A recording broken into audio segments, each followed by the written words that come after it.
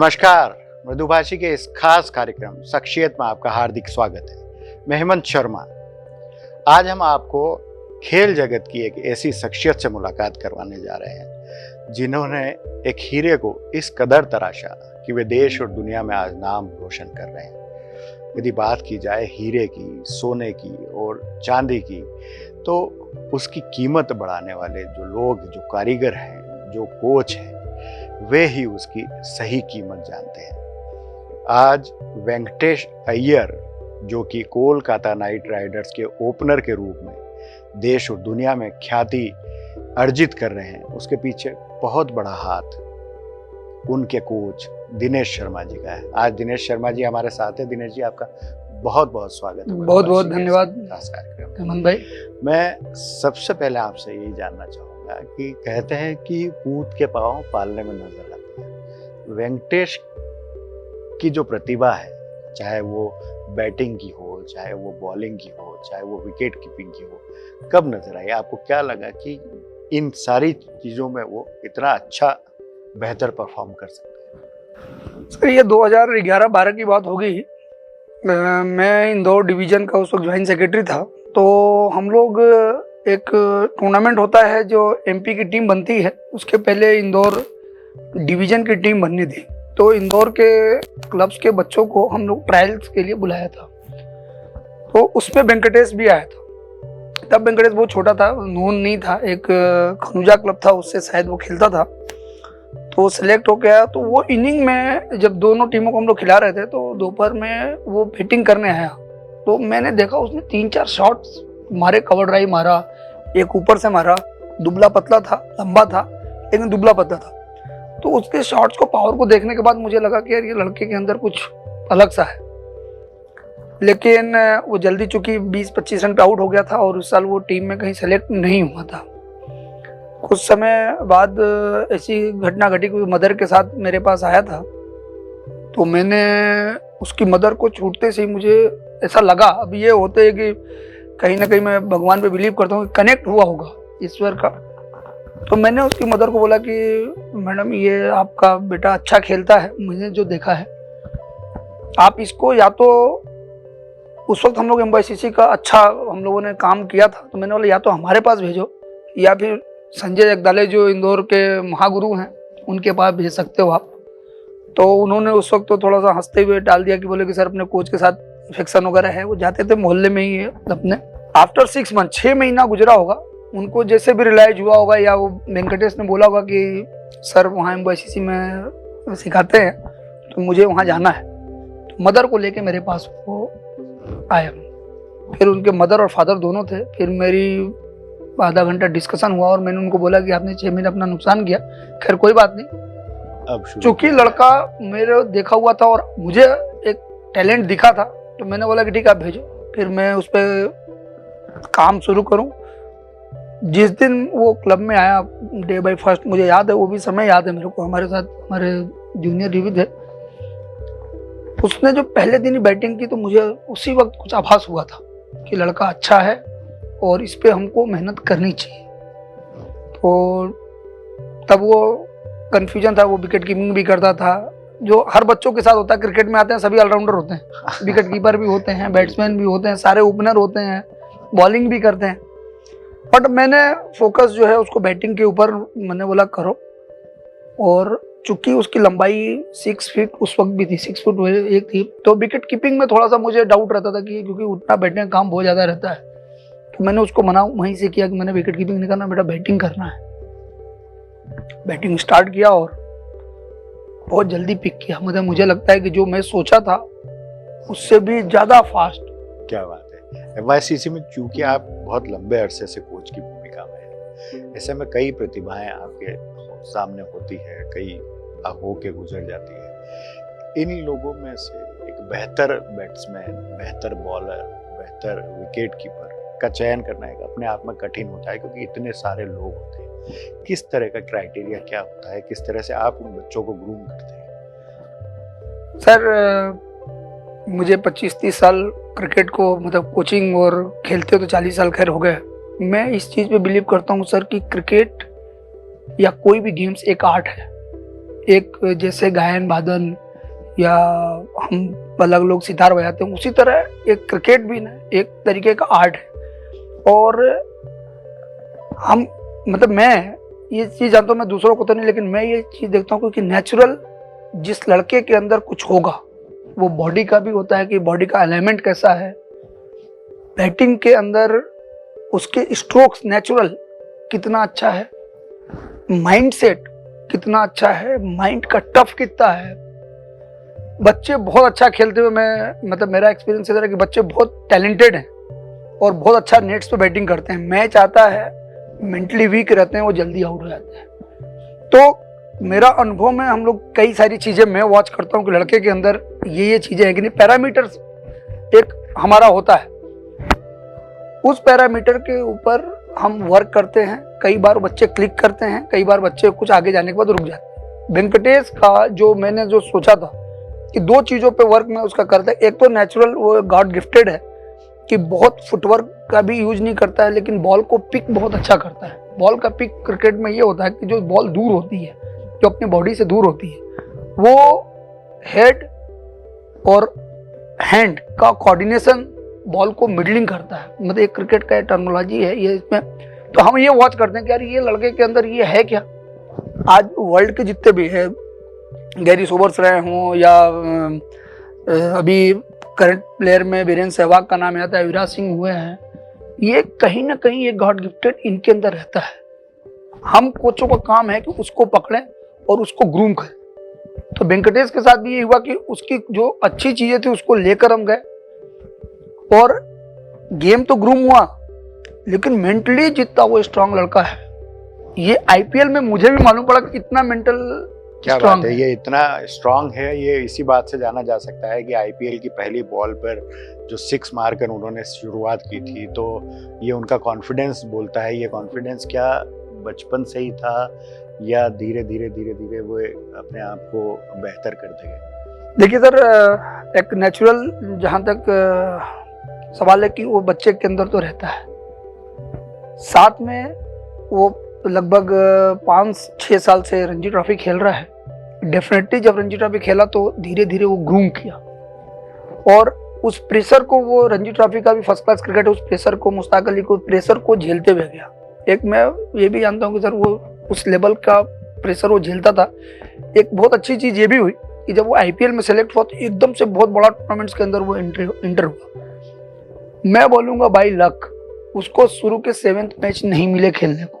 तो कोई भी प्लेयर जब जिस माहौल में जाता है उसको समझने में थोड़ा टाइम लगता है। तो वो करीब 1 महीने तक उस प्लेयरों के बीच में जो बड़े बड़े नामचीन प्लेयर थे, जिनको वो अभी तक मेरे को लगता है कि टीवी पे देखता था, उनके साथ उसको जो खेलने का मौका मिला, आदर्श हुआ करते थे, उनके साथ खेलने का मौका, और 7 मैच बैठ के देखा। तो मतलब उस दरमियान में मेरी उससे बातचीत होती रहती थी। तो कभी वो डिप्रेशन में कि सर मैं नहीं खेल रहा हूँ, ये नहीं रहा। हमेशा सीखने के लिए लग रही, सीखता था कि सर आज ये इनके साथ खेल रहा हूँ या इसके नेट्स पे मैंने आज इतना उठा के मारा सर, उन्होंने अप्रिसिएट किया। रसल वगैरह के बारे में उसने बताया कि उन्होंने बड़ा अप्रिसिएट किया था उसको। तो जो कॉन्फिडेंस उनके साथ खेलने के बाद बन गया वो बहुत अच्छा रहा। और फर्स्ट मैच में जब उसको ओपनिंग की चांस मिला, हालांकि ये पहले थोड़ा सा अगर फर्स्ट लेग अगर खत्म नहीं होता कोरोना की वजह से तो शायद वो आखिरी मैच खेलने वाला था, क्योंकि मेरी एक दिन पहले उससे बात हुई थी तो उसने बोला सर इसमें मुझे चांस मिल सकता है। बट वरुण चक्रवर्ती को उस दिन कोरोना हो गया, वो कैंसिल हो गया। खैर भगवान जो करता है अच्छे के लिए करता है। बिल्कुल।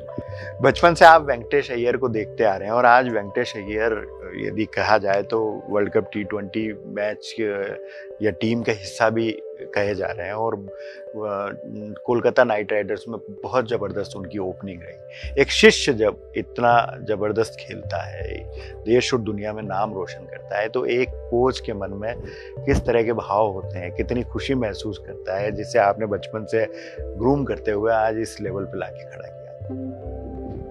उसको मैंने पहले भी बोला कि इनको शब्दों में तो बयान नहीं कर सकता कि कितना खुश तो मतलब आज मैं ये सोचता हूँ कि हम लोग के लिए प्राइड का विषय है।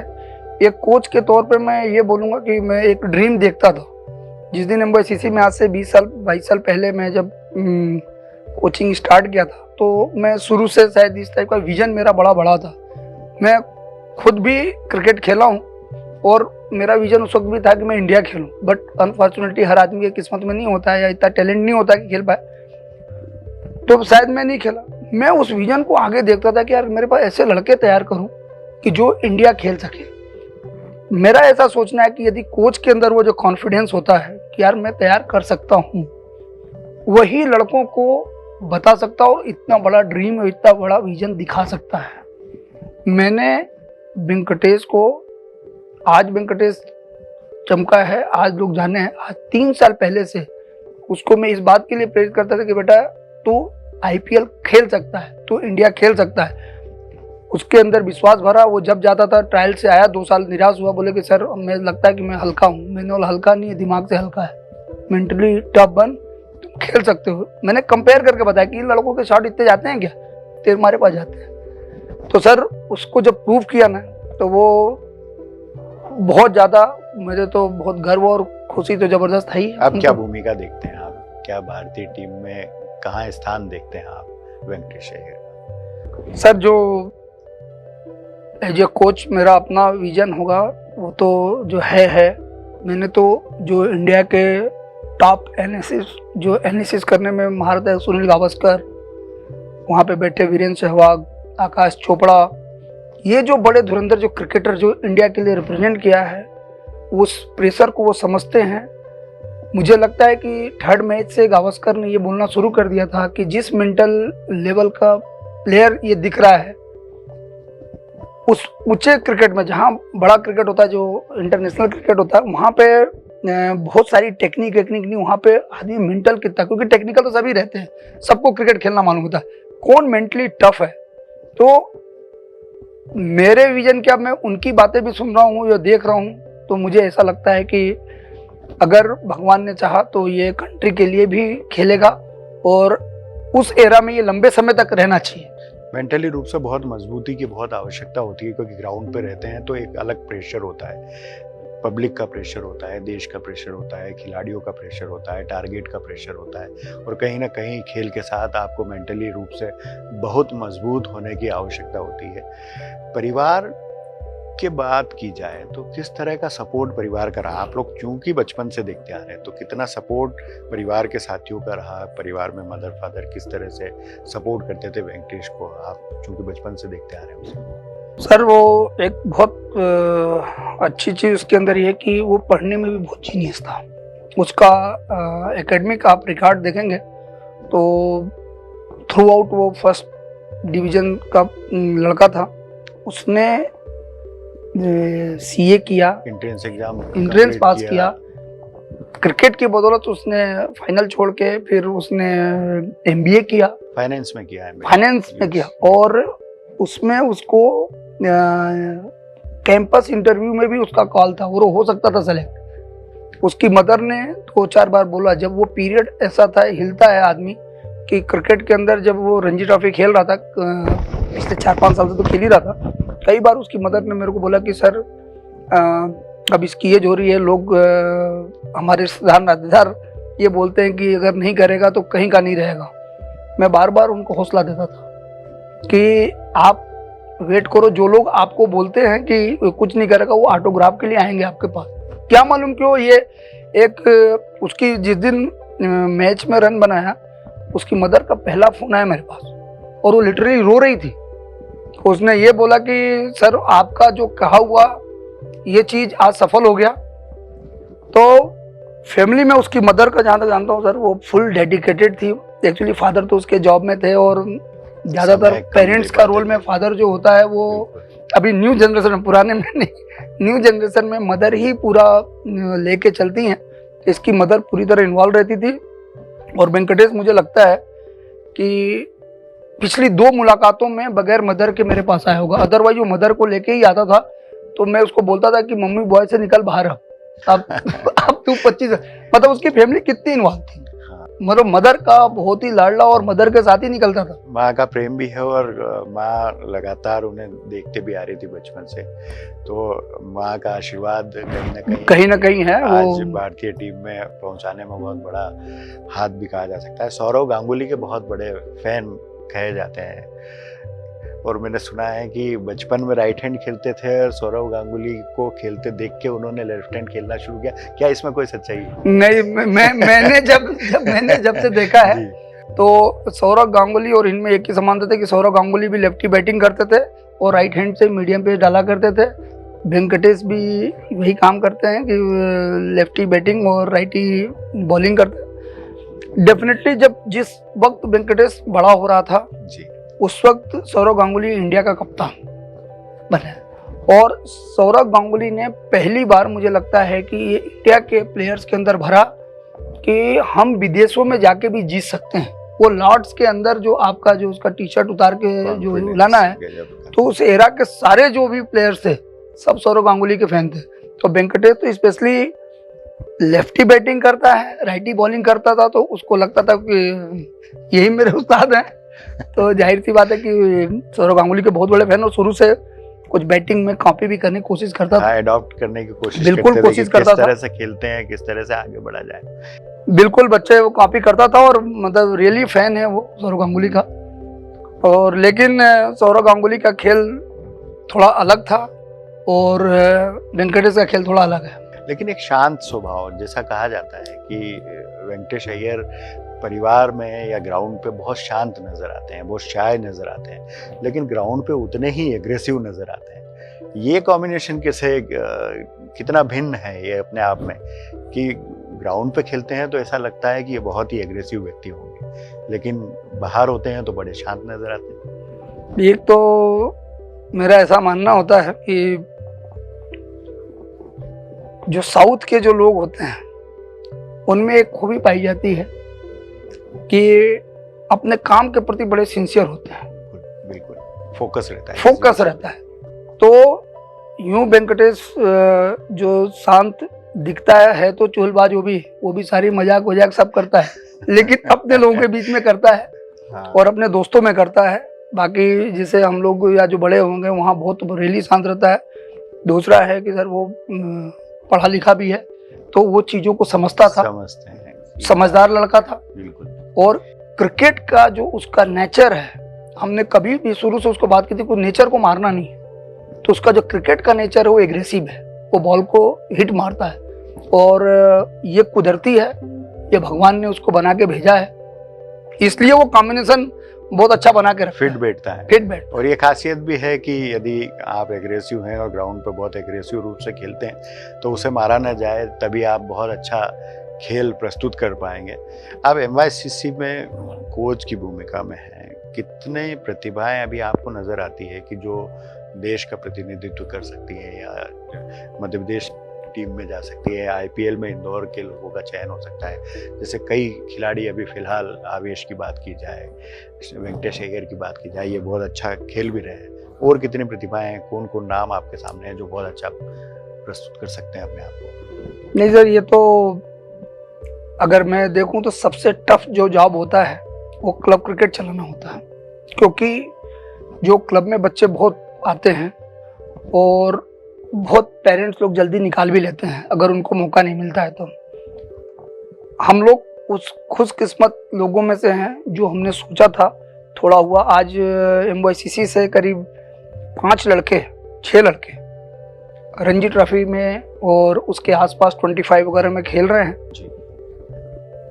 मुझे तो रिसेंटली ये भी पता लगा कि जो हमारे मध्य प्रदेश के जो कोच हैं चंद्रकांत पंडित जी ने, उन्होंने बोला यार लड़कों को खड़ा किया, तुम कहाँ से खेलते हो, तुम कहाँ से? बोले MYCC में। तो बोले कि 5-6 लड़के थे। यार MYCC क्लब है क्या, कौन है यहाँ पे? तो सर ये बड़ा हम लोग के लिए गर्व का विषय है, बट इसके पीछे 23 साल का अथक प्रयास है। आज हमारी पूरी टीम है, मैं अकेला उसका श्रेय नहीं लेने वाला हूँ। मेरे पास पूरी टीम है जो इस पे वर्क कर रही है। राजीव सर हैं, अभिषेक है, हमारा एक चेतन लड़का है, तो रैना सर है, रैना जो सेक्रेटरी के तौर पे वहाँ पे काम कर रहे हैं। तो ये पूरी टीम ने मिलके जो प्रयास किया है, आज उसका नतीजा है कि अभी आप बहुत जल्दी, मतलब मैं इस बात को बहुत दावे के साथ बोल रहा हूँ कि अगर मौका मिला तो एक कुलदीप गेही करके लड़का है जो हमारे अभी इस टीम के लिए भी सेलेक्ट हुआ है, मुश्ताक अली ट्रॉफी 2020 के लिए।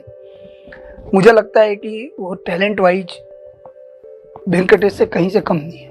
क्या जैसा अच्छी- वेंकटेश नेचुरल है वैसा नेचुरल लड़का वो भी है। उसके वेंकटेश की शॉट्स के अंदर ताकत दिखती है, उसको दिखेगी नहीं पर शॉट उतना ही दूर जाता है। क्या बात। तो मैं ऐसा सोच रहा हूँ या ऐसा मैं बिलीव कर रहा हूँ कि अगर वो दिन दूर नहीं है जो बैक टू बैक एम्बोसिसी से एक लड़का बहुत जल्दी आईपीएल के लीग में देखने को मिल सकता है। क्या बात है, बहुत शुभकामनाएं हैं ऐसे खिलाड़ियों के लिए मृदुभाषी की तरफ से भी। लेकिन एक थोड़े पहले की यदि बात की जाए तो मुझे लगता है कि हिंदुस्तान की टीम में 11 या 16 खिलाड़ियों में चयन होना एक बहुत बड़ी बात होती थी और एक बहुत टेढ़ी खीर होती थी।